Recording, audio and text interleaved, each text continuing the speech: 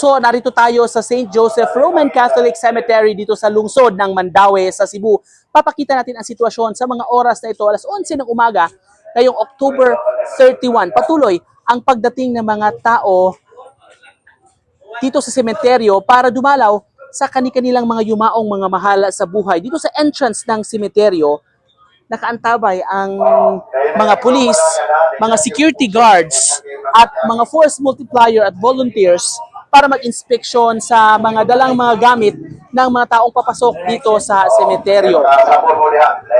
Papakita rin natin mga kapuso ang sitwasyon sa kalsada dito sa harapan ng sementeryo, itong BB Cabahog Street, na napakabigat na ng daloy ng trapiko sa mga oras na ito. Itong kalsada kasi ito ang pinakadinadag sa tuwing undas dahil dito sa barangay na ito, sa Gizo, 4 ang magkakatabing mga malalaking sementeryo dito sa Mandaue City.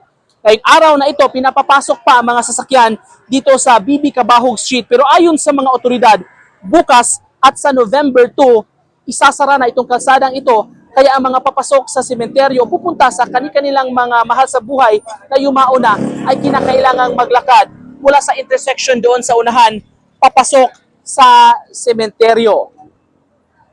Nananawagan ang mga otoridad ng kooperasyon ng publiko para magiging matiwasay ang paggunita sa undas dito sa Mandaue City at sa buong Cebu. Mga kapuso, patuloy tumutok sa Facebook at YouTube channels ng GMA Integrated News at GMA Regional TV sa ating special live stream coverage ng Undas 2025.